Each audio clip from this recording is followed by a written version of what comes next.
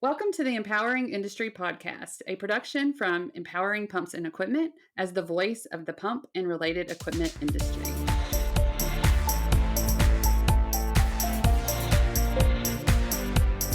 Hey everybody, I'm back.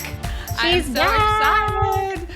Welcome to episode 69 of the Empowering Industry Podcast. I'm your host, Charli Matthews, and I'm joined by my fabulous co-host and producer, Bethany Womack.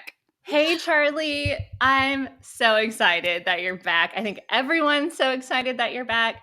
And I got a little giddy seeing you on the recording screen. It's like... I know, and I totally forgot to tell people that this is coming out on August 16th. So, you know, I totally messed that up. I made a production change while she was out. For whatever reason, I decided that people really needed to know what date this came out on. So, it's really great on Monday mornings. I mean, that was my routine. I know exactly what day it is. And here we go. You know, we can start our week with everyone at the same time. I love it. Yeah. And so Charli and I are not just excited to be back with each other, but we're really excited that all of you are here listening like you do every week. Thanks for choosing us. Do us a favor and leave a rating and review. That helps us show up on all the podcast platforms and helps us find other friends and listeners just like you. Like every week, we're going to cover something from social media, preview the news from Empowering Pumps and Equipment, and then introduce you to an industry influencer. But Charli, how was your week? How was your We'll call it re-entry. Yeah, re-entry. No, it was great. It was busy and fun, and I'm just so thrilled to be back at work. We did have a couple extra things. You know, we had birthday celebrations for both Charli and Empowering Pumps, and I went all out with this huge cake, which was fun. It was awesome. I don't know if you saw me trying to jump out of a cake with some marketing. You know, it was really fun trying to, be cool, but it was dorky. And then, I did have like a full week. So some people might criticize Charli by it's like, oh, you should have eased in. Well, I did try to ease in, but I'm back, it was like the calendar just, filled up. So that's that extrovert in you that like needed to be filled by all these people that you've missed. And so you couldn't say no to anything. No, that's absolutely correct. I mean, I had a lunch date downtown and, I was like, okay, that didn't plan in any time to drive, back-to-back meetings. But it was that wonderful feeling, just like I had with so many people who reached out and showed me so much love through my surgery and now in recovery. And I'm so thankful for all these people. And I'm so grateful to be back at work. And I felt very productive. So great week, busy week, fun week. And Bethany, what about you? How was yours? Yeah, like you, this week, we had so many personal things going on too. My son turned 4. My husband and I had a wedding anniversary. But so the highlight of his birthday, I think, was we took him to the Natural Sciences Museum in Houston, which, by the way, on the 4th floor, there's it's basically, Houston is energy capital of the states, we say. All energy stuff, lots of big pumps and big, there was a thing where you could stand underneath a drill, that looks in the ocean that's drilling down and you're standing underneath a life-size one and seeing where is this? Is this just right around the corner in Houston? It's downtown, close to the medical center. It's amazing. I think I've about talked Mark into getting a membership. So the next time you're in Houston, you can be our guest. I like it. You would love that. But there's all these dinosaurs and, I have a 4-year-old son and he loves dinosaurs, but I also have a 33-year-old husband who loves dinosaurs. So it was very exciting to see both of them just spaz out. Well, it's cool. I mean, I love the museums and being able to see that. And it's really great to hear that, it's got energy capital of the world is actually presenting that to people who care about science, for one. So it's wonderful. I love it. So it was a really fun week, and just kind of the last week was hard because everyone in my house was sick. And so this week felt like a really good reset week where I was like, I do feel human again. I did sleep again, and my kid turned 4, and it's just insane how that happened so quick. I don't get it, but I agree. It is. I can't believe it. I mean, I went back to look at some of the pictures of Bowen, and I was just like, "How is he this big already?" I mean, even in a year, it was crazy how Yes. fast that transition was. So, he's Yeah. a big boy now. He's got a brother, so he's got to be the big brother. Yeah. Oh man. Okay. We could go on and on and catch up with that, but we'll Yes. save that for later. Okay. Let's get social. We're gonna tell you something you need to know about social media that we think you need to know for your personal brand or for working for your company. And I think we have a good one for you today. Yeah, but first, let's invite you to our virtual meetups. Empowering Brands is going to be Tuesday, August the 17th. That's every third Tuesday at 3 p.m. Central Time. And our Empowering Women's meetup is going to be Wednesday, September the 8th. That's every second Wednesday at 11 Central Time. So join us. It's going to be fun. I just had the Empowering Women's call this week, actually, which was another thing that was awesome this week. Yes. Being able to, see everybody. And so definitely turn your camera on and be there with us. Yeah. And that Empowering Brands one that's coming up on Tuesday, I think there should be like a little celebration for Empowering Pump's 10-year anniversary. Absolutely. I'm for it anytime. Anytime I want to celebrate. Yeah. So jump on, Party with Charli. And you do need to pre-register so we can get you those Zoom links. The links to register for that are in the show notes. And, turn your camera on. Yes. On that note, you can get a shout out with us anytime if you mention us at Empowering Pumps or use the hashtag Empowering Industry Podcast. I do have a shout out. Ahmed, he is just awesome at encouraging me. He sends me messages all the time. But he also responded on my post about what do you remember about Empowering Pumps after these 10 years, right? And he was like, I love the pump talk, and I just thought that was great because that's our, hashtag we created years ago, and our knowledge shared any piece. And he also loved Lunch and Learn with Vince. And so I just wanted to tell him thank you. If you just listen to this, you are a valued part of our community. Yes. He was awesome on the Lunch and Learn. I thought he had some really great insights to share. I have a shout out to Jeff Ash. He's actually my brother-in-law. He works in IT and does lots of computer stuff, but he's also working on building his personal brand, doing a ton of nutrition stuff. And so he's been listening to the past few episodes because he does a lot on Instagram. And so I told him in our Let's Get Social segment that we were doing all of these Instagram tips and everything. And he has started using more hashtags in our hashtag use efficiently and how to build your audience, and has gotten some new followers. And I just thought that was awesome to, when things work, it's great. So it is. Hey, Jeff, it's nice to hear about you. I've seen you and followed you for years. So thank you for now listening to us, right? Yeah. Okay, so the big topic we're going to talk about today is user-generated content. So what is it and where does it come from? This is actually going to be a two-part series. So this week, we're going to be telling you all about what user-generated content is and where you can find it and who puts it out there for you. And then next week, we'll talk about strategic ways that you can use it to get more customers, build your audience, all those kind of things.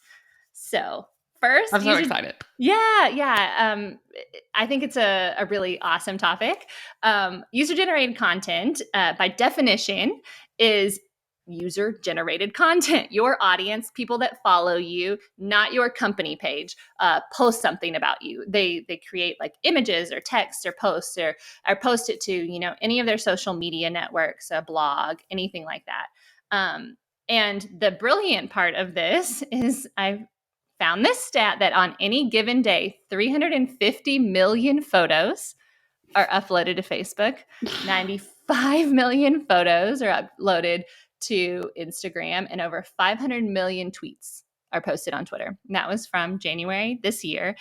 So if you think about, that's a lot of opportunity for other people to be talking about your brand. Yeah. I love this because, so many people will still say, are they even on social media, your target audience? And I'm like, with that many, I'm pretty sure they're in there. And so we do talk about, and this is a lot of different information, but we're going to give you today. But Yeah. the first thing we want to talk about is why user generated content is a great source of content for content marketers. And this is important. Okay.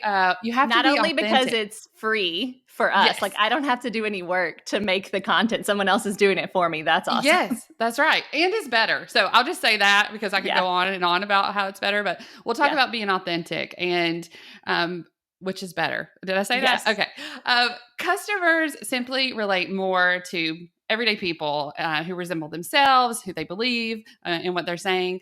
90% of customers say authenticity is important when deciding which brands that they want to support.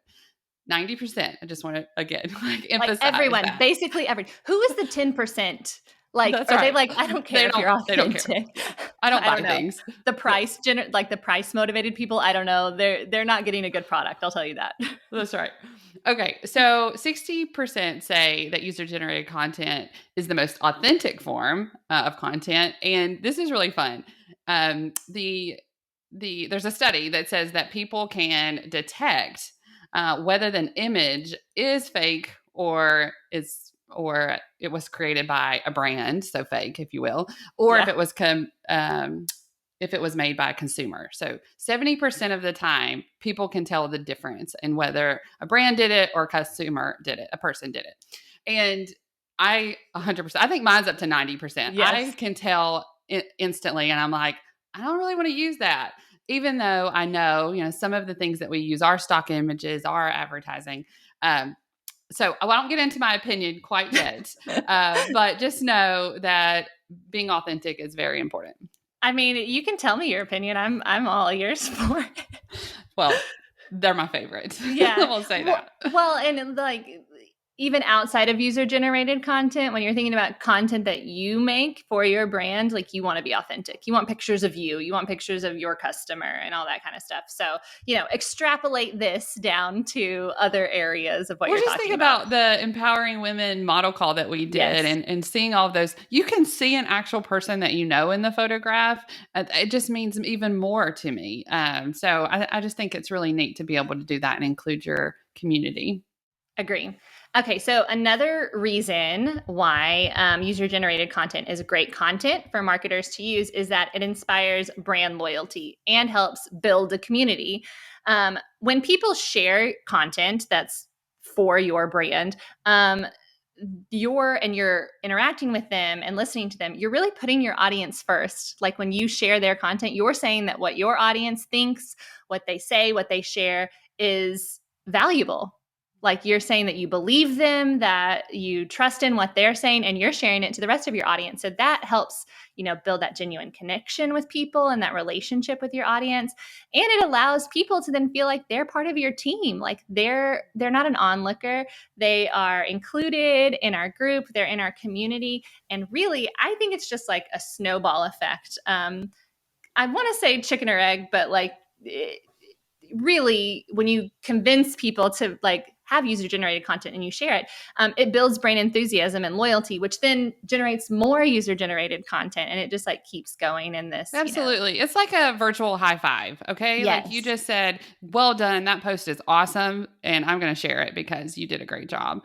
So it builds that trust, and which I think is really important to note. According to Nelson's Global Trust in Advertising report, 92% of consumers trust earned media more than any other content.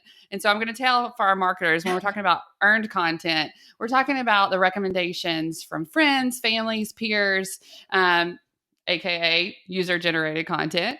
And so that recommendation is stronger in which we know. And, I just think all of this comes together with, know, like, and trust, because we're believing the content that's being put in front of us is real and genuine.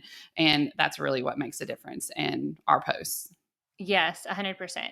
And now, who does this user-generated content come from? It can come from your customers. People who are using your product and post an image. It can come from advocates, which last week we talked about advocate marketing and how that was important. And so like the difference here is that, maybe they're an influencer, they're like highly enthusiastic about stuff, and they're people you can reach out to and say, I know that you love this product. Can you create a post for us about it? Or would you mind sharing your experience or giving us a review? Or that kind of thing. And then my favorite that I think all of our B2B listeners here can relate to is employees. Like, you have people that work for you who have an awesome story to tell of why they like your company, what they think is great, and they can post stuff about their day, a day in the life, all this kind of stuff that I think would just help people connect with your brand even more. And it's not like a marketing message coming out that you've generated. Yeah. And y'all, Bethany did this for me on Empowering Pump's birthday. She gets on there, does a story, and I'm like looking at it, surprised me, looking at it. And she's just like, I've been with Charli for 8 years, or I can't remember if it was 8 years now. I thought other people were going to do that too. I thought you were going to get on there at one point and be like, it's been 10 years. And then it was just me. And I'm like, that's fine. That's fine. I was all out of energy by the end of the day. That's fine. And so I didn't do, I did photos instead of so proud story. of you. So I was super glad that you did it. Okay. So the takeaways are, right, be on the lookout for user-generated content that's good, that you can use, right? Different reviews, social posts, videos, pictures, Bethany's awesome stories. If you haven't seen them, she's doing that before, kind of a preview of our podcast, which are awesome. Be thinking of people who could be creators for you. Again, those influencers, customers, cheerleaders. I'll do it for you. I'd love to. I'm back in my energy now after this crazy week. And next week, listen, and we'll give you some more strategies and encourage you, how to encourage more, actually. We'll encourage you, but yes, to encourage others to provide user-generated content and how to implement and grow your reach, because that's what this is about. So I'm excited about that and being able to share that with you because I truly believe it. Yeah. Anything else? Yeah. I have something. Okay. Well, pro tip, like for next week on how to use it.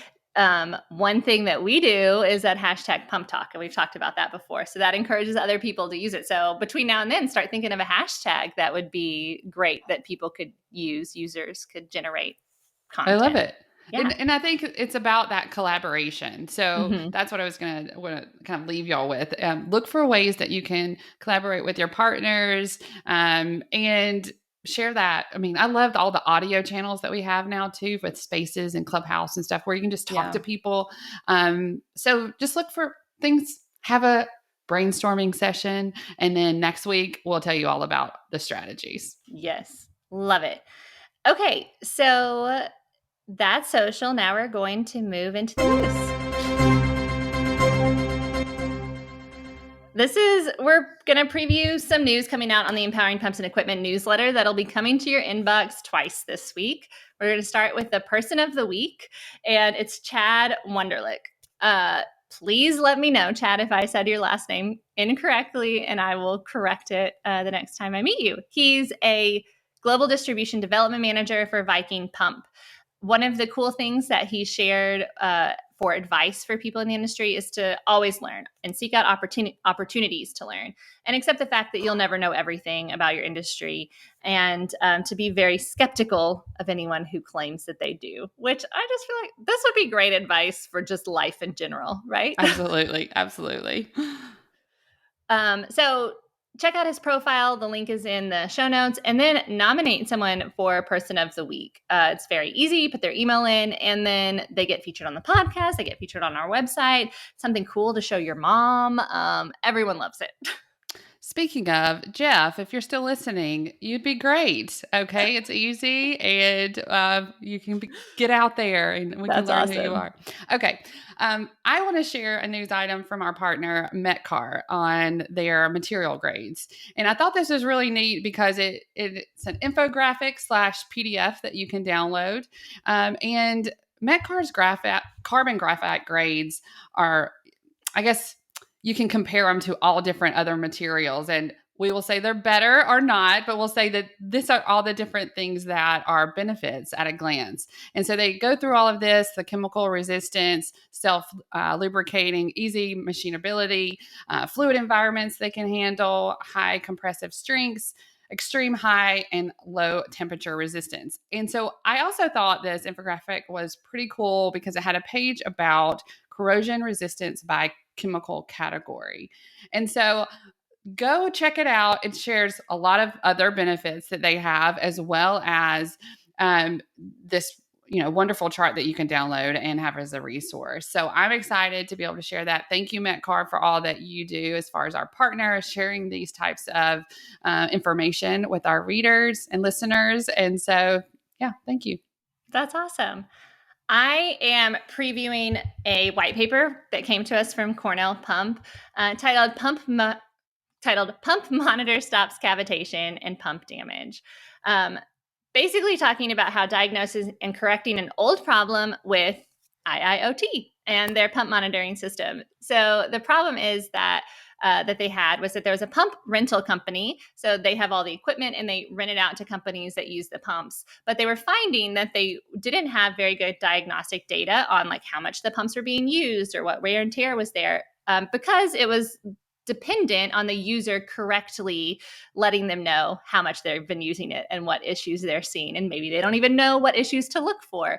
That was ultimately costing a lot of money with downtime. Also, like just being able to enter that information in correctly is a whole nother, place to have errors. But anyway, I'll let you continue. No, you're 100% right. And so the solution that they came up with was they started using, the Copilot, the IIoT pump monitoring system from Cornell Pump, where they did it across their fleet of pumps that they rented out. And now they can track the equipment, where it is, how it's being utilized, how often it's being utilized, number of hours, all of these things remotely. And then they're able to do lots of things better, like predictive maintenance, predictive forecasting, improved operational efficiency, greater safety, and several other things that the article goes into more detail about. But I just thought that's a really innovative solution to be able to solve this problem that they had. I never even thought about pump rental companies, but that makes total sense. That's right. And just being able to, have this access to the information and the data, and this is where we're going. And so I like that they're thinking about other industries that they can utilize this product. So very cool. Y'all check it out in the newsletter. Yes. Okay. So now on to our industry interview. This week, Charli, you brought us an interview from Dr. Adam Brooks. He's a national award-winning speaker and assistant professor at the University of Alabama. Do you know that place? I think I've heard of it somewhere. And he's got a PhD in communication and information sciences, and he uses that expertise to help people and organizations make their ideas more efficient. He's done TED Talks, gotten awards, super awesome. But how did you find him, Charli? Preview the interview, I guess. Yeah, absolutely. Carter actually found him. He was working with him on some other things, and he heard about what he was doing with the Engineered to Speak, and kind of talked to me about it and knew that I would be super interested in him. He works through that speaking studio at the University of Alabama, where they bring in people, teach them how to public speak better, intros, how to, have your 3-minute pitch kind of thing. And we got to preview some of that at the Empowering Women Local Conference in Tuscaloosa. And so I was familiar with that and of course love it. And then he actually did research with a whole lot of engineers on kind of their struggles and what their, challenges are when it comes to public speaking. And so it's a great interview, and he's doing a lot of things. And so definitely a resource for not just only engineers, but definitely has a book and information about that. That's awesome. He's out there doing God's work. Because I tell you, I know there are some engineers that are sales engineers and can explain everything super well. There's a lot of a lot of engineers out there that have a hard time speaking to me in a way I can understand what they're doing. So this is, and he's going to solve this problem for us. So I love there it. you go. If you want to be one of these speakers, which we want all of our engineers to be able to speak and share your ideas because they're amazing. This is just a resource for you, and I hope it makes your life better. Awesome. Okay. Well, without further delay, here's your interview.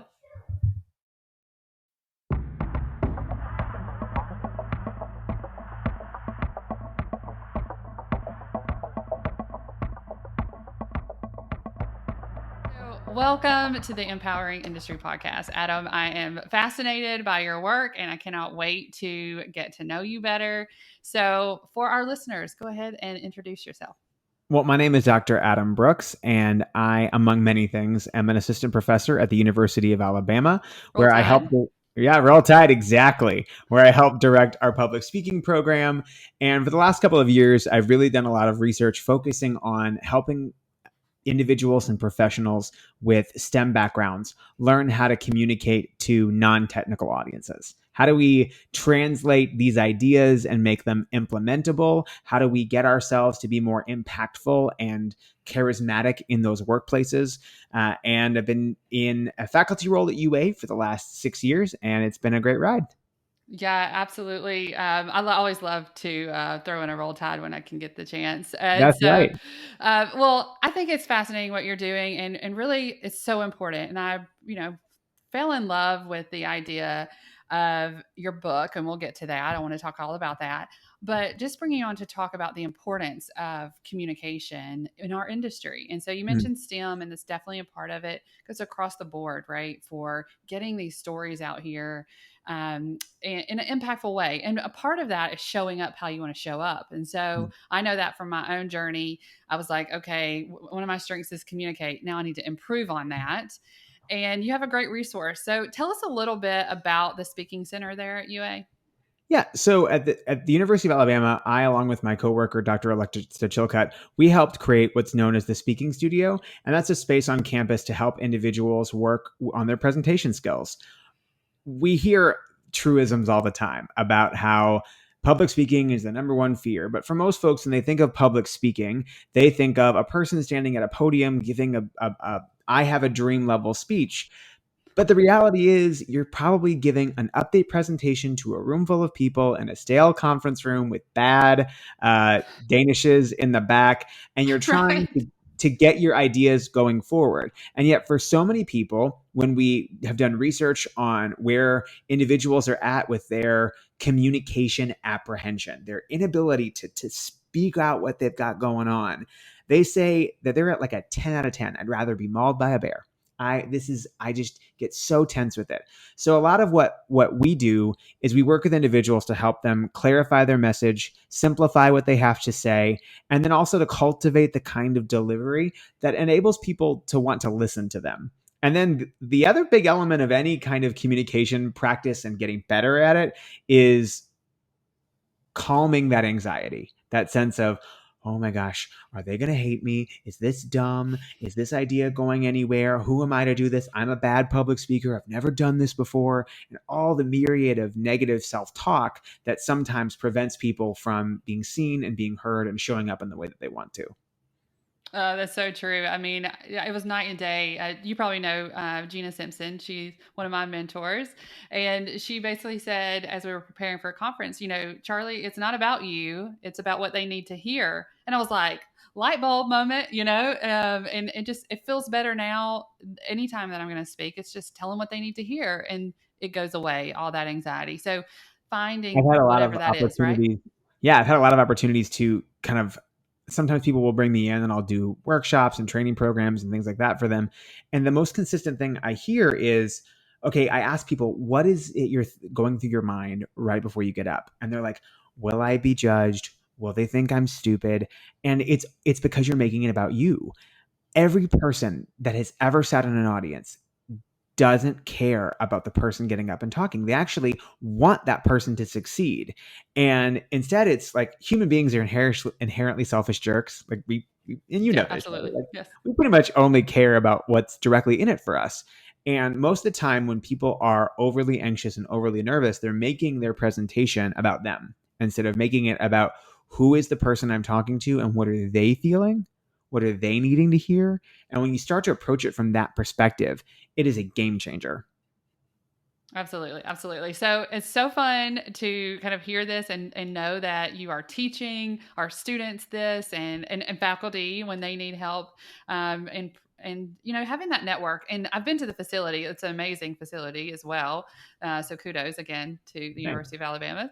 And so let's dive in. Now, you took this project and then you have, established a book called Engineered to Speak.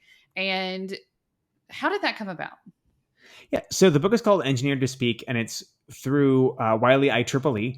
And it came about because we were doing some work projects on what's called the Research Experience for Undergraduates. It's a partnership between NASA and a couple of other organizations to try and develop future scientists and leaders in those areas. So we worked for an entire summer with about 12 aeronautical and aerospace engineering students from across the country and putting together basically a curriculum about communication skills. A lot of engineering programs are over credit houred, meaning there's so much they have to cover that some of those areas that when they're actually out in the working world that their bosses are like, I need you to develop this, go by the wayside. There's been all kinds of research coming out lately of like, what are the 6 skills that they're looking for people straight out of undergrad? The number one is communication skills. And you know this to be true in your industry when you're talking to marketers and developers is like, we can teach you the hard stuff. It's the interpersonal relationships. It's the team building. So there was a real gap in the marketplace for that skill building. So my colleague, Alexa Chilcutt, and I, we went about to kind of take the knowledge and expertise that we have as folks that have been studying public speaking and communication skills for the last 10 years, and then apply that to working engineering professionals and folks with STEM backgrounds. So we interviewed about 200 engineers across their career time span. So everybody from a civil engineer for a municipality in a small 100,000 person town to a managing director for NASA to Noah Zandon, who's a CEO of a large communication organization. And he's tried to ask them, what are the things that you wish you would have learned earlier? What are the elements of communication that are part of your job framework? And then making applicable elements that folks, when they read it, can go, okay, I can apply this immediately. And being able to implement that into something that will grow them professionally and personally. Yeah. And, it's so important. And we talk about it a lot on here, definitely in our Let's Get Social segment, but also for our engineers and, being in this space where you're trying to get the information out for a technical information out, right? Even with our marketers who are, in it and they have to learn all this stuff just to be able to push out technical pieces. It is a different type of communication, yet there are styles and processes and things that you can do to become a better presenter, a better communicator. And so, is that what you can expect from the book? Like are there tips in there? Yeah, I think for any, and just outside of the book, just in general, one of the missions I have is that folks, especially with our engineers, they have some of the most innovative and amazing ideas. And they just don't know how to communicate that upward and communicate that outward. And that tends to be the issue, right? They're really great at communicating amongst themselves. And they're really great at communicating in their small teams. But when all of a sudden you're taking yourself out of that language where all of a sudden you're not just talking to the engineer, you're talking to the marketing exec. Or if you're on the marketing team and you're talking to the engineers, right? How do we get through that? One of the things I find most consistently, our best students and when we work in workshops, the people who are able to immediately gain the value from what we're teaching are engineers because they're really good at a process. You give them a process and man, they're going to run with it. I think. Well, I remember that, Adam, I remember that in particular, the Fluid Sealing Association, we were introducing them to Twitter and LinkedIn. Yeah. And one of the things that we did was give them step 1, go to your LinkedIn, page, and step 2, like the post, step 3, comment. It was a very detailed, maybe simplified, detailed list, if you will. But it was like, this is how you do it, and then why you do it as well. Yeah. And I think that's part of the story that I want to tell too is, okay, here's the process, and you're going to give us some more hints there and tips there on the process. But then, you know, these are people, like you said, that are coming up with some of the most innovative ideas that make our world run, right? We say all the time on here, pumps are vital to life, and it's true. They work I in love water, that. like you I said, love that. right? That's so true. It's so good. Yeah, and so, there's a lot. I also think that communications is vital to life too. We have to be able to do this, y'all. So, tell us a little bit more about Engineer to Speak. Yeah. So I think you just hit on that, right? That sense of the things that are vital to life. But and the truth of the matter is most of this stuff is pretty simple. But because there's so much artifice and ego involved with it, we make it really complicated. We go, oh, this has to be way harder than it has to be. Or we want to, the problem with a lot of presentation skills is that we want the work we put into it to show. And so we just laden it down. I mean, I can't tell you the number of times that I have consulted with a group of people, and there have been like these slides that have 100 words on them, and there's like 8 graphs and 4 pivot tables, and they're like, "So it's clear from this." And I was like, "Is it though? Is it?" I think if I could give people one thing that if they're listening to this and they only take away one thing from this conversation, it would be to begin with the end in mind. For a lot of engineers, what I mean by that is when you're done with whatever presentation you have, what are the 2 things you want everybody to walk away remembering? Because they're only going to remember about 20% of what you say. So you have to make sure that you have that in your mind. What is that 20%? And then you have to repeat it a lot for it to sink in. Because a lot of the way the engineers are trained, they're given A and they're told to solve for D, and they're taught to show their work. So they're going to explain B and C and all the different things. But most of the time, people only want to hear about D. They only want to hear about the solution and not the hundreds of tests you went through, because by that time, they're information overloaded. I mean, have you ever sat through a presentation like that? Absolutely. I'm, Yeah. I'm having flashbacks just as saying what a bad presentation is like as well. Yeah. But yeah, you don't retain that. There's no way to retain all of that. Might as well just send me the, presentation and I read it myself. And that's the thing, is that most of the time we think that we are communicating to share information, but we are not actually communicating to share information. Most of the time the information is readily available. What we are communicating to do is to make information meaningful. Oh, that's good. Well, I need to stop. I need to pause with that. To make information meaningful. Wow. Yeah. That's Because awesome. think about the times you've read a really long email from somebody, and the first thing you do is you turn to your friend or your work spouse or whatever you call it, and you're like, what were we supposed to get from that?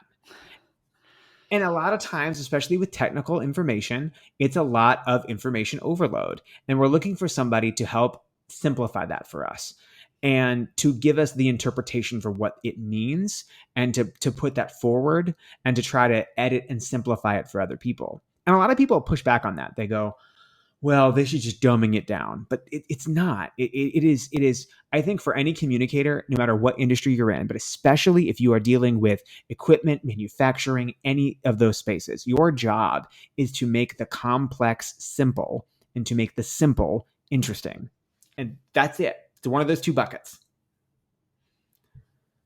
So how, just as you were interviewing all of these people, as far as asking them their stories, like what was that Yeah. from? And then, how does the book lay out? Yeah. Well, as you know, from doing a podcast, you learn so much from talking with other people, right? And that's the interesting thing, is I kind of thought that we were going to get a lot of pushback on like, well, what you're teaching in this concept. So a lot of times we would kind of give them advice and then say, okay, how have you seen this? How has communication worked for you? And they were all like, no, this is exactly what they need to be doing. This is exactly how they need to be doing it. I wish I would have heard this earlier. We talked to an engineering exec who at a former company that I used to work at, and he was like, the problem is that you start in your career based on your technical knowledge, but as you move up in your company, you're now becoming a leader, and all of a sudden you're having to work with people, and no one has prepared these folks for these kinds of things. So, and then you talk to somebody and you're interviewing them and you're asking them, Tell me about the worst presentation you've ever given. Tell me about the best presentation you've ever given. Tell me 2 pieces of advice you have for anyone who does this.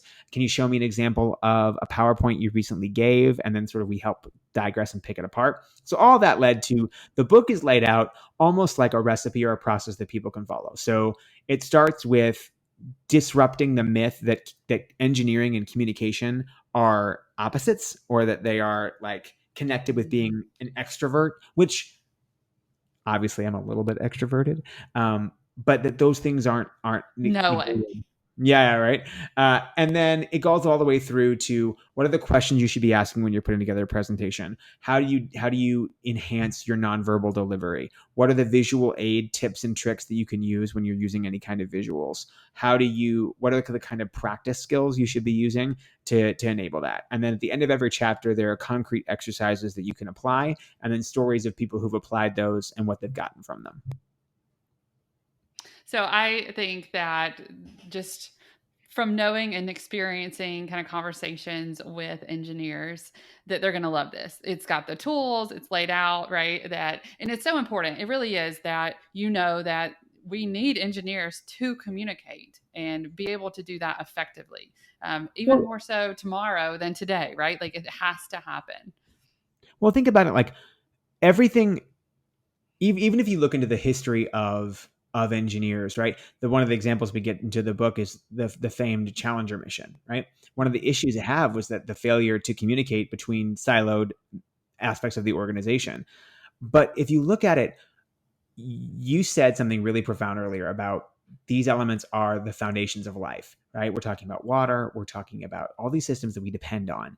And we need people to sell that story for other people to understand it, because I think there was a time, especially here in the United States, where we were really interconnected with the infrastructure of life. But now so much of that is invisible that we have to tell those stories again to help people connect with it. And at the end of the day, the thing that sets human society apart is our ability to use symbols and tell stories. Like that is the only thing that separates us from animals, is that we're storytellers. And if we're not telling those stories, then we're not capitalizing on the uniqueness of whatever industries we're a part of. And so disband with the idea that you somehow are absolved from being a storyteller because you work with metals and equipment and dirt and all those things. Every part of society depends on those elements, and we just have to be the ones that are talking through that.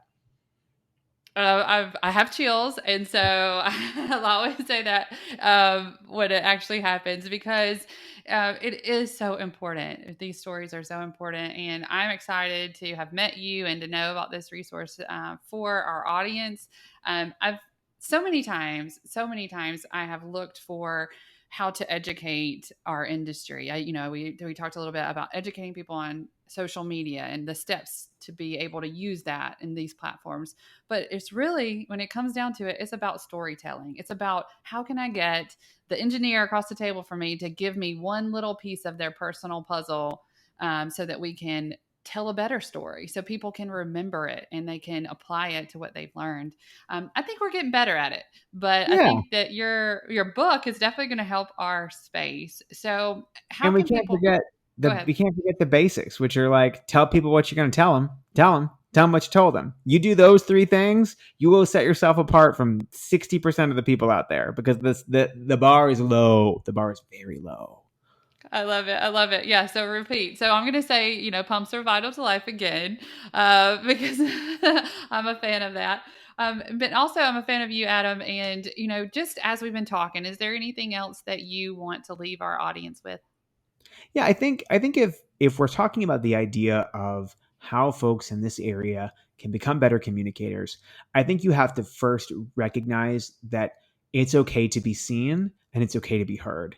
For a lot of people, they isolate themselves because they don't think that what they say is valuable enough. They don't think that they have a natural born skill set. Nobody has that. You learn by doing it, right? In the way that we don't get good at social media the first time we do it. We don't get good at writing the first time we do it. We get better and better through practice.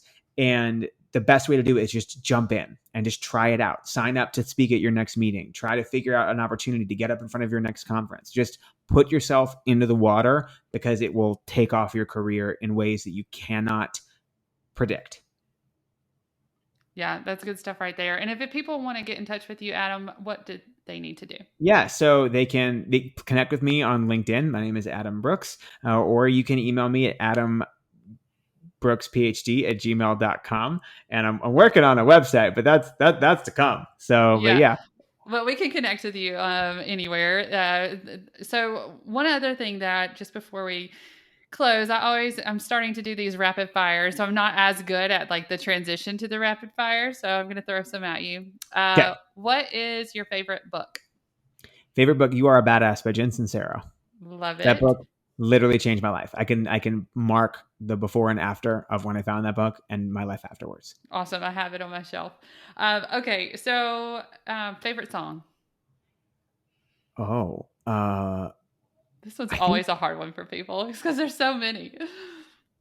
I think September by Earth, Wind and Fire. Like you're in a bad mood. You put that song on, you're in a good mood again. That's a good mood music. That's what we need. Good music. And then what is some advice that was given to you? Kind of that best advice that you've received? Best advice I've ever received were two things: don't complain and don't explain. And continue. No, I mean, and that's it. Like, and I was first starting my job and I said something and someone's like, let me give you two pieces of advice. You don't need to complain and don't explain. Sometimes we over explain. We say, well, I can't make it to that meeting because of this, this, this, and this. You could just say, I'm not going to make it. Is there another time we can meet? That's such good advice. Oh my goodness. And then don't complain, because we think sometimes the complaining makes us feel better, but all it does is it drags people down to the same moods that we are. And it's not going to help you feel more problem solving. And sometimes complaining just doesn't really do a whole lot of good in group settings. Yeah, it's kind of that a negative talk. It's just another element of that, is putting that out into the universe, if you will.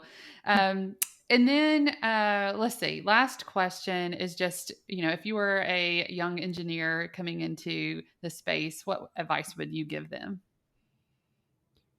You are not aware of your limitations. Let me rephrase that. You are capable of more than what you think you are. Yeah. So a lot of people come out of college or they come out of a grad program and they think, well, this is what I can do. But the capacity of humans are limitless. And so to continue to push your boundaries and develop yourself in more ways than you think that you are right now. I love it. Well, Adam, it was a pleasure to chat and get to know you.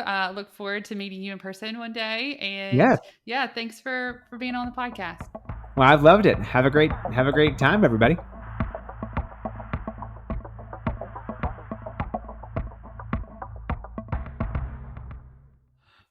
Okay, we're back. Charli, thanks so much for bringing him on the show. It was a fascinating interview. And I guess thanks, Carter, for finding him and recommending him. I'll have to let him know he got a shout out. Yeah. So this brings us to the end of the show. I'm a little sad because I could talk to Bethany and y'all all day. Thanks for listening. We just love being here. Yes. Do us a favor, subscribe, rate and review the podcast. Leave us a comment on YouTube if you're there and say, hey, Charli, glad you're back. And all of that. And mention us. Yes. You can always reach out to us, but mention us at Empowering Pumps or using the hashtag Empowering Industry Podcast or via email podcast@empoweringpumps.com. And we'll be back every Monday with a new episode. And I'm so excited to say this, not that, but this. Go for it. Until then, be empowering.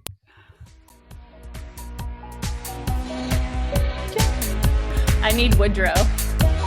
Yes. Becca always held up Woodrow for everyone at the end. Luca, come here, Luca. He's way too big for that.